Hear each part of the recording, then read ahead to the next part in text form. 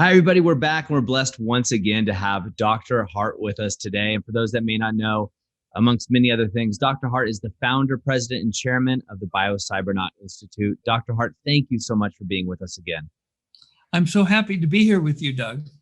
Well, Dr. Hardt, I know you're about to jump into a training helping other people.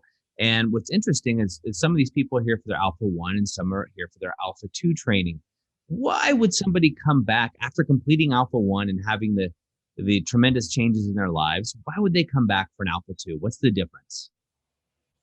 Well, in Buddhism, there are over 150 attainment levels, higher and higher states of consciousness.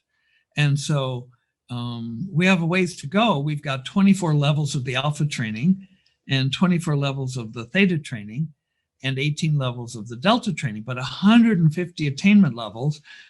We have a ways to go before we can bring people all the way there. But yes, indeed.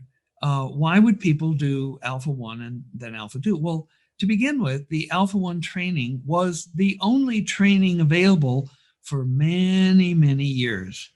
And as the training got more powerful, I began introducing additional levels of training. And also about 4 years ago, I introduced the premium double Alpha training, which is available at Alpha 1, 2, 3, and all the levels. In the original Alpha training, you would go into the chamber once each day. The training is intense, and most of the research, published research, was based on the Alpha 1 training. When we moved to Canada in 2008 and began running the Aboriginal Scholarship Program and other programs there, the scholarship sponsor, who had done Alpha training, multiple trainings himself, realized that the levels of trauma within the Aboriginal people were so great, comparable to returning war veterans, that he offered to pay for them to do Alpha 1, Alpha 2, and Alpha 3, full scholarships. Wow. And so we had the opportunity for the first time to measure large numbers of people. We did over 200 Canadian Aboriginals. And so we had the opportunity to measure people doing Alpha 1, Alpha 2, and Alpha 3. Now, one of these, sort of jumping ahead a little, is Doreen Spence. She's an Aboriginal woman, a Cree Indian shaman woman, and she did her Alpha 2 and her Alpha 3 back to back with just the 3 days in between. Now, Doreen typically would lead vision quests all around the world for world leaders. And so she was no stranger to altered states. And she reported that when she did the Alpha 2 and Alpha 3 back to back, it was, quote, the most powerful spiritual experience of my life. Wow. Unquote. And so there are, in any learning, there are 2 main stages. The first stage is learning how to learn. And then the second stage is the actual learning. And much of the first 3 days of the Alpha 1 is spent learning how to learn. You've got the brain is incredibly complex, and any meaningful brain-machine interface is also going to have to be complex in order to reflect what's going on in the brain with even a modest amount of accuracy.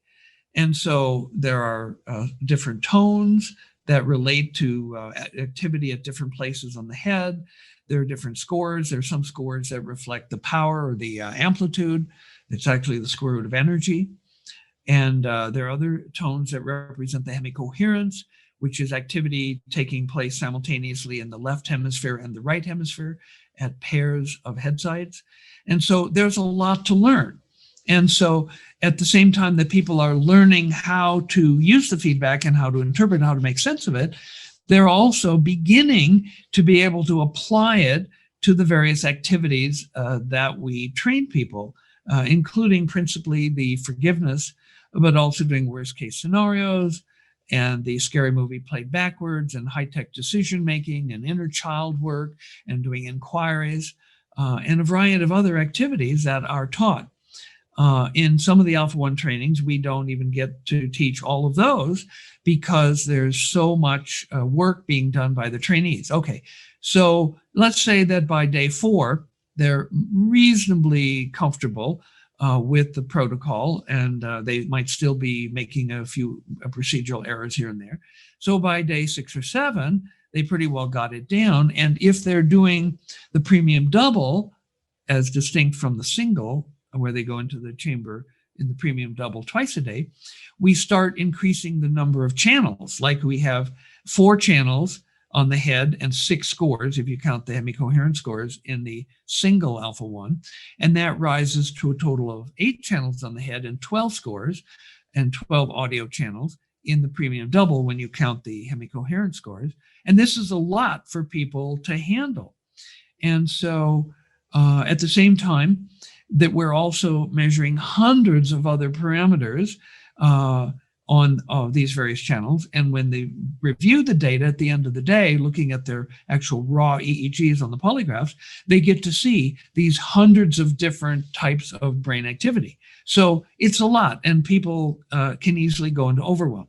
So when they get to the day 7 of Alpha 1, they've probably gotten to the point where they're now competent and ready to start to do some really deep work. Now, we know that the work that they've done en passant, which is a chess term sort of in passing, is profound. This leads to an increase in IQ that averages 11.7 points. Creativity goes up 50%. Emotional intelligence and the premium double goes up 15.8 points. And there are reductions of anxiety and paranoia and depression and anger and hostility. And so all of these are powerful benefits. But as we know in learning theory, retention is a function of overlearning. So when people come back for their Alpha 2, particularly when they come back relatively soon, like within the first year, they then, in the first day of Alpha 2, they begin pretty much where they left off on day 7, and they can start to do now really, really deep work. And so when we gave personality tests to the Canadian Aboriginals who were doing Alpha 1, Alpha 2, and Alpha 3, most of the personality tests are designed to measure dysfunction, degrees of dysfunction. There are big reductions in Alpha 1. So when people come back for Alpha 2, they're not nearly as dysfunctional. So there's not as much reduction of dysfunction that is possible to achieve or to be measured, and even more so for Alpha 3. But what happens then, as the degrees of dysfunction basically disappear over the Alpha 1, Alpha 2, and Alpha 3, then people can begin to go into what we call hyperfunction, where they begin to access their enhanced creativity and begin to solve real world problems, practical problems in their lives. And for those that have creative work, they begin to do massive inventions in areas related to their profession. And so the idea of being able to progress, I mean, if you're meditating, you don't meditate for a week and then take months off. The idea is you meditate every day. And so to the extent possible, people can and should come back as quickly as is possible for them, given the various factors of their lives. But when people can do as Doreen Spence did, the Cree shaman woman, she found that the Alpha 2 and 3 back-to-back were the most powerful spiritual experience of her life. And so the degrees of dysfunction melt away progressively, and the degrees of hyperfunction become enhanced. So it's one of those situations where more is better. Oh, I love it. I can imagine a couple people, because before I went through the Biocybernaut training, there's a couple things that were unclear to me. And I'd love to dive into these deeper later, but maybe we can give a couple snippets so people understand, what is semicoherence? Oh, okay. Well, hemicoherence is an approximation to true coherence. True coherence is a physical phenomenon that can be achieved between brain activity at different head sites, or it can be achieved between any kind of electronic signal, radio waves, X-rays. They can all be coherent. Now, to be coherent, the activity from two different sources needs to be at the same frequency, and it also needs to be in phase. Oscillations they go positive and negative, positive and negative. And if two waves are going positive and negative at the same time, they have the potential, they will be in fact coherent. If they're out of phase, one is going up when the other is going down, they are not coherent. And if one is going at one frequency and one is going at a slower frequency, there may be brief moments in parts of the cycle where they're in phase, but those are going to be very rare. Now, achieving that is possible with extended advanced training, but there are such enormous benefits of just making alpha at the same time in two different places. Doesn't have to be in phase, doesn't even have to be in the same frequency. Many people have different frequencies of alpha at different locations of their head. For example, the centrals might have one frequency and the occipitals might have a slightly different. So they could never be in true coherence. But the hemicoherence function, which is, we give feedback on this, for people to be producing alpha activity at the same time at pairs of sites across the midline. So left and right occipital, left and right central, left and right temporal, and left and right frontal. Now, to give you a little of the importance of the hemicoherent function, I can relate to you some history of my research that goes back decades. The first formal academic study that I ran was in 1971. I trained 20 college students, 10 selected to be super high anxiety, 10 selected to be super low anxiety. It's called the extreme groups design. And it allows you to determine a lot more information about the relationship between alpha and anxiety than if you just randomly include people from various anxiety levels. And so going all the way back, what I found, I repeated this study with 20 college students in 1972 in San Francisco, and then began doing additional studies with college students there until in 1979, I started the federal grant where we trained women from 60 up into their 80s. And so over this time period, what I learned was initially about 1 in 20 people would have a profound spiritual experience. This is with early forms of the technology and with forms of the protocol that lacked features that are common elements of every Biocybernaut training now. So working for 15 years in Joe Camilla's lab in University of California, San Francisco, I doubled that.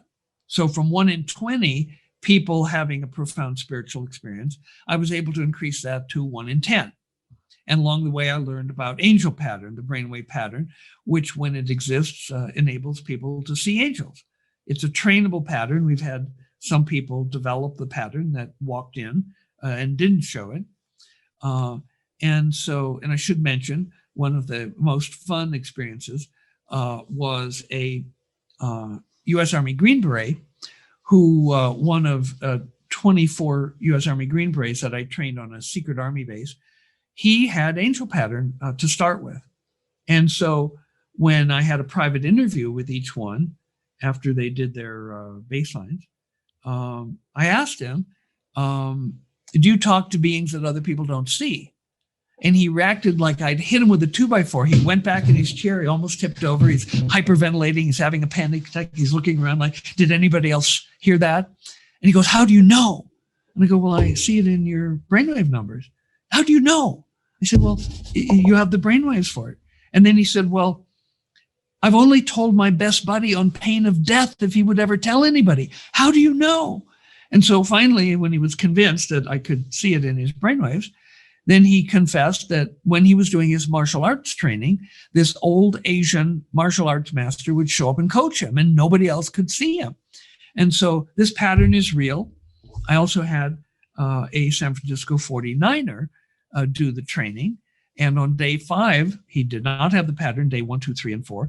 On day 5, the pattern showed up, And he had three angels appear in the chamber, and that freaked him out because they went, "You haven't been living a very good life."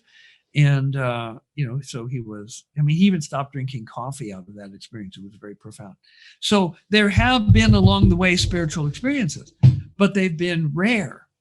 So in 1985, after doing this work in a formal way since 1971, I had developed the technology to the point that I could lead the first training with the hemicoherence. And I was so excited, I introduced it on first day.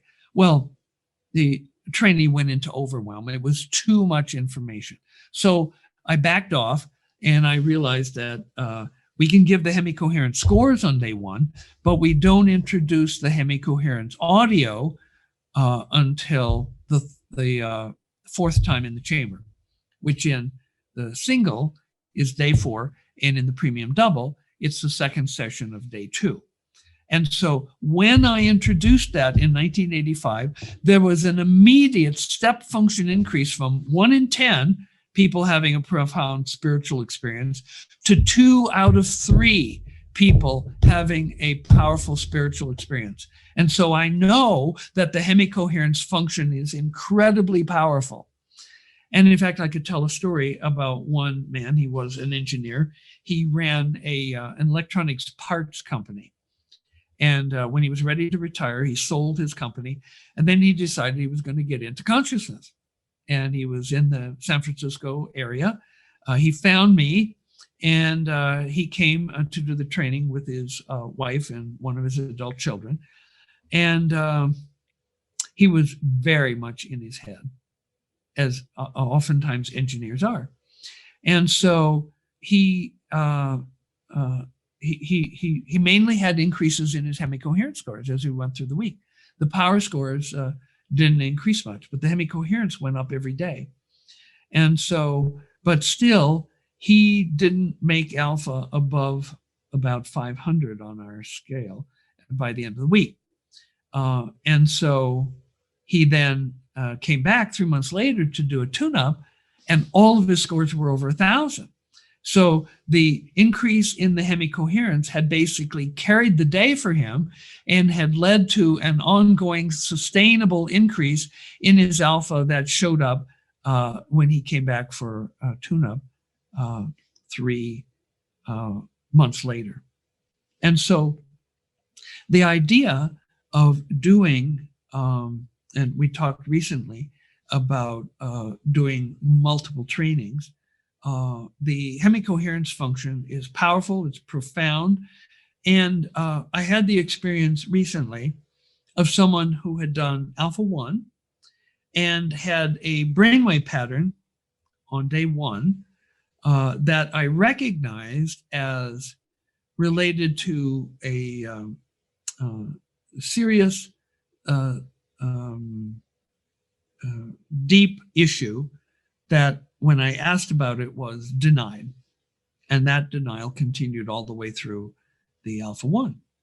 When we got to Alpha 2, on the morning of day 7, there was an admission that that condition, which I had predicted or that to exist based on the alpha scores that I saw on day 1 of the Alpha 1 training, was in fact true. And so this is, I think, an example of how sometimes people take a while to peel the onion. There are some truths that people may not be ready to face right away. And the idea of, for example, seeing angels. Some people are afraid of that. Oh, no, that'd be too scary. Like there's stories in the Bible, like the angel of the Lord appeared to somebody and they fell on the ground, face down, quaking in fear. Must break the poor angel's heart. And so it's necessary for people sometimes to work at the development of spiritual gifts, which I can see that they have based on their brainwaves. But for them to own it and to be comfortable working with it sometimes takes a process of growth and healing and forgiveness. So absolutely fascinating.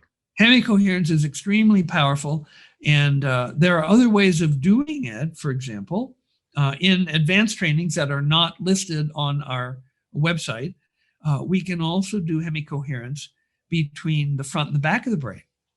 When I looked at the Zen graphs, only the very advanced Zen meditators had coherence developing between the front and the back of the brain. It was apparently easier to develop coherence between the left and the right brain, particularly at the back of the head, but to develop coherence in the frontals, or coherence from the frontals to the occipitals, from the front to the back of the head, that didn't occur until very advanced meditation. So there are new forms of the hemicoherence training that we will be introducing shortly. Oh, that's exciting. Well, I'd love to dive into this deeper as well, Dr. Hardt, another time, but I know you also have to go. You have people waiting to get into the chambers and do their training. So thank you so much for taking the time and stepping away to be with us again. Thank you, Doug. Always a pleasure. Hi, I'm Tony Robbins. Listen, if you are looking to improve your brain, your psyche, your ability, your emotions, your ability to really maximize your performance, and you want to really dig into your brain, my dear friend, Dr. Jim Hardt, and his Biocybernaut program is extraordinary. I've been through it myself. My wife Sage has, members of my family have, and we found it to be truly extraordinary. But it is not for the faint at heart. Unless you're dead serious about really taking things to the next level, don't bother. We went through the Alpha program designed to maximize your ability to create alpha waves. And it was challenging and it was incredibly rewarding. And I'd recommend it to anybody serious about improving the quality of their lives, or including the quality of their family lives as well. So check out Cybernaut, check out Dr. Jim Hardt. And if you do, I think you'll be really, really pleased. And the entire time you are learning to think, and how you think these electrodes create sounds. And you learn how to put yourself in the zone of alpha. But it's a bitch. It's horrible. I wouldn't recommend it to anybody that wants easy experiences, but I'd recommend it to anybody that wants to grow immensely. And by the first day, I'm like, who do I got to shoot to get out of this thing? Oh, it's me. I'm the one that did this shit. Right? But by the end of the week, all three of us were able to go into this state of alpha. And if you're familiar with alpha, the best way I can describe alpha is there's no problem that can't be solved in alpha. Because every problem that we have was created by us. Thank you for being here and absorbing this information about the science of brainwaves and about the stories of people whose lives have been beneficially altered, improved by doing brainwave training at Biocybernaut. And now I'm reaching out to you to invite you to come and be a part of the Biocybernaut adventure. Biocybernauts are to inner space what astronauts are to outer space. So come and adventure with us.